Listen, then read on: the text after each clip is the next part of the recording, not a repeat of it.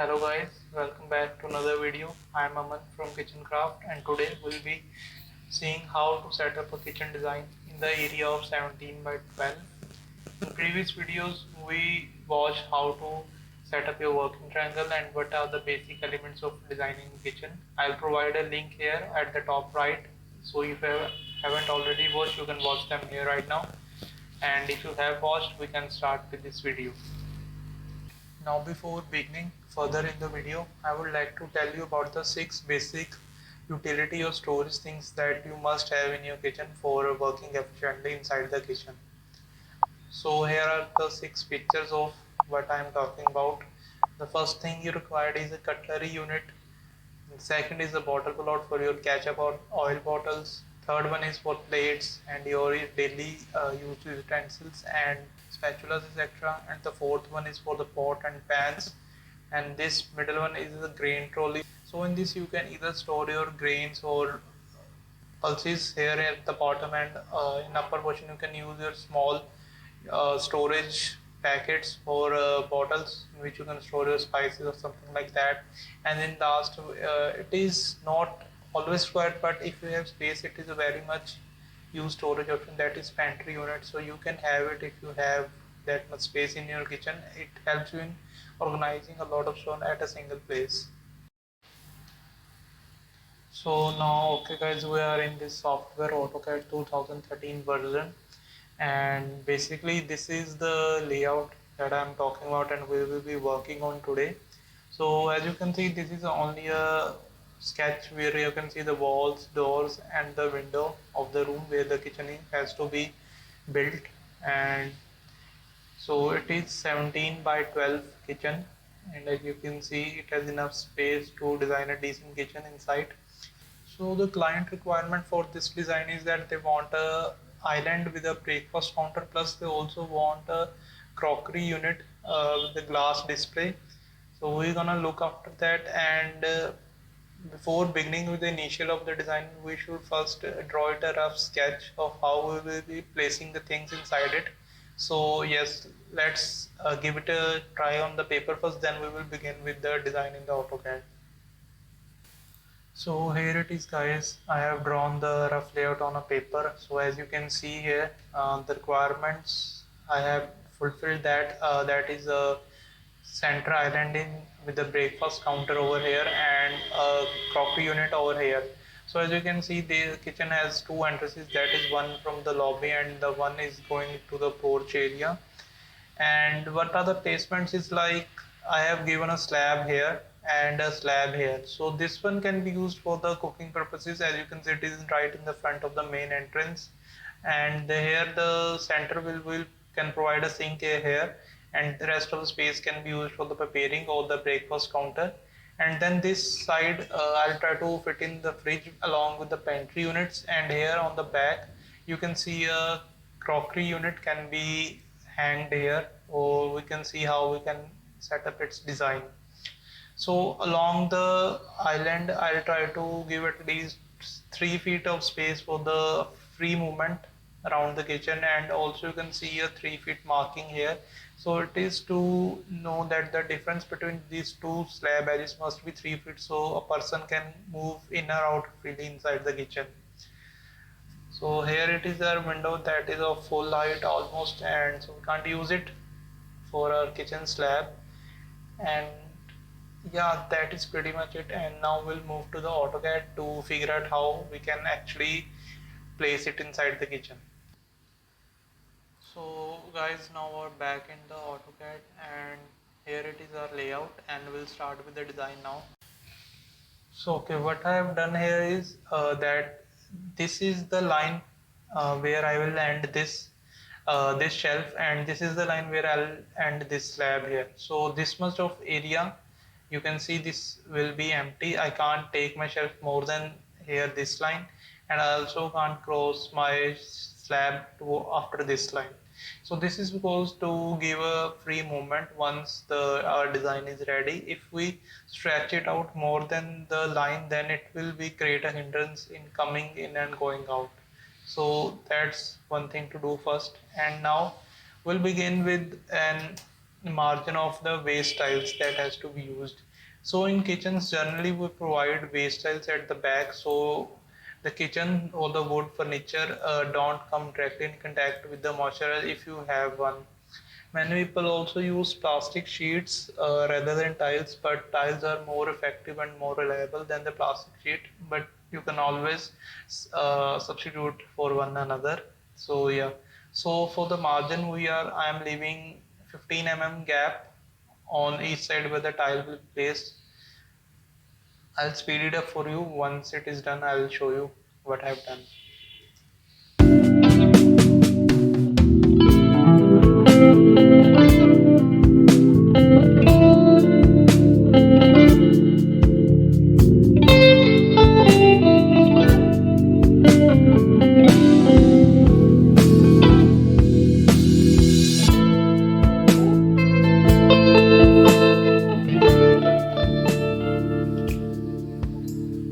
Okay, so yes, as you can see, this is done. So what I have done is, if you see this thin line here, so these are the tiles, waste tiles. I have taken 50 margin, that is tile plus the material or the plaster, or what do you say, the cement that will be used to paste it. So that will cover around 15 on each side of the kitchen.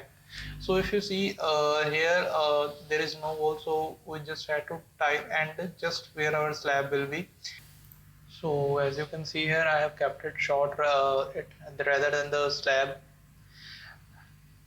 So the reason behind this is that we don't want to show our waist style to its actual length, or just maintain it with this distance. We have to keep it short so it is not visible directly. In the remaining area, we can either go for the goat tiles that we'll be using, or if you're not using anything, so you can just simply do a paint coat over here. So and that will be not be visible. So this is the base how we start a kitchen, and now we will start the placing our storage or the utility, that how our where our hob will be and where our fridge will be. So if we say generally the pantry size is 600 that is approximately 24 inches or 2 feet. So we'll go with the 600 here. You can see uh, this here. I am putting the values. So the command for this is offset. You can use it to give a line at a specific distance. So here, once you have filled the value, just press the space bar, and thus here it is. So it will be exact of 600 So here it is, as you can see, 600 written over here. And now for a fridge we will leave about 1000 of space, that is 39 inches, because that is sufficient for a double door fridge that opens side by side. And again we will give a pantry unit over here. So this is the remaining space, we will not use it and just end it over here. So 3 feet, so that much is required here. So we will not do anything further than this distance, and thus this wall is used as our pantry unit plus fridge.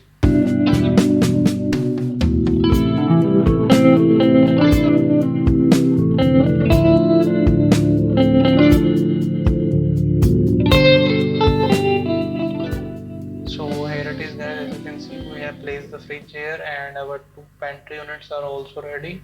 I'll just show its doors. Here this will be opening like this, and this will be opening like this. So that is pretty much it on this wall. So this wall is completely a tall unit setup. The pantries will be 7 feet each, and the fridge will also cover will be a good height, and this will be depending on which size the client choose. So yeah. And now coming over to this wall where our food will be prepared. So firstly we'll take the center of this slab. So as you can see the triangle here, it is the midpoint of this slab. So firstly we'll try to build along with it. We'll go with 900 900 is 3 feet, and always try to keep this much of distance for a hob or a width for a hob, not less than that for a regular size kitchen. If you have a small kitchen or just building a small pantry, you can always reduce the size, but for a daily use kitchen you should go for a 3 feet wide hob. Now we'll be start setting up storage utilities which we talked about earlier in the video, the 6 elements which are required. So out of 6 we have given this the pantry units on both of the sides, so that is done, and 5 to go. And beside under this beside under the hob section we will give the pots and pan section, so that is another one down. I am speeding up this process so I can show you up the finished product.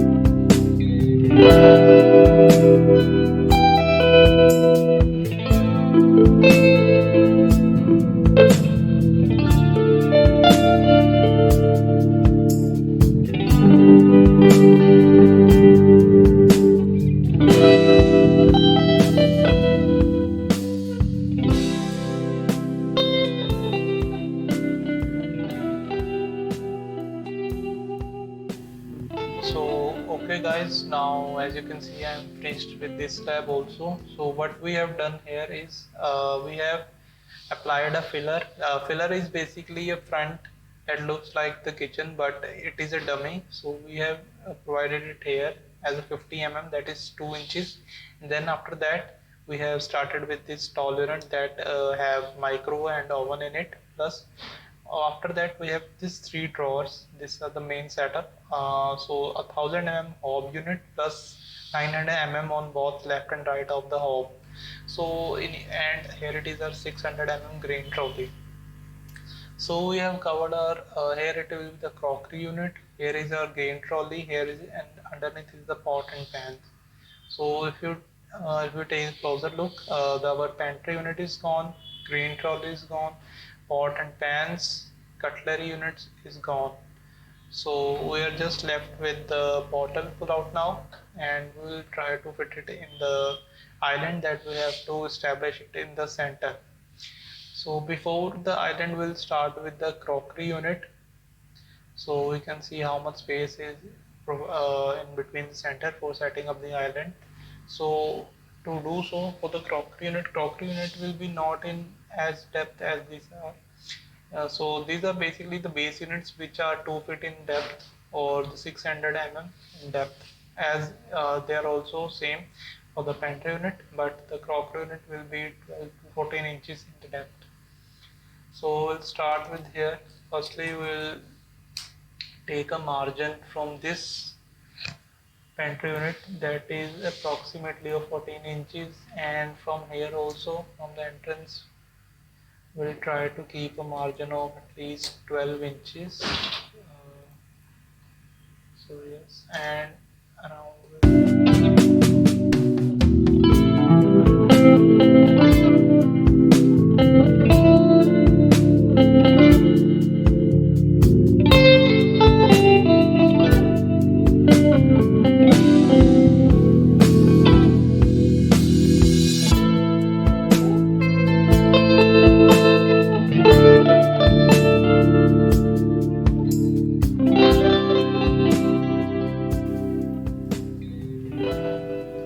okay guys, so now as you can see our crockery unit is also ready here.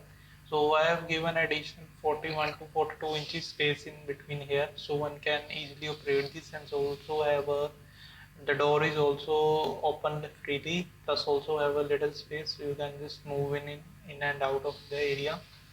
And here it is our crockery unit. So as the crockery unit is not just for storing of the fancy crockery, but it also is the aesthetic of the kitchen.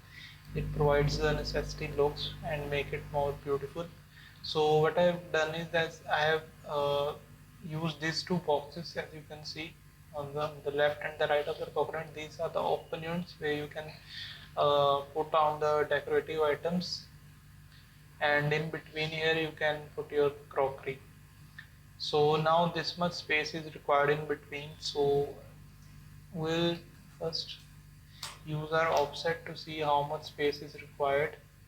I'll go with the 1000 mm, that is around 36 inches, 39 inches actually. So here it is. This thing is coming out as 647, that is 2 feet approx. Now we can use this space as a counter center island, and let's organize this, and I'll speed up the process once again so you can see the finished product.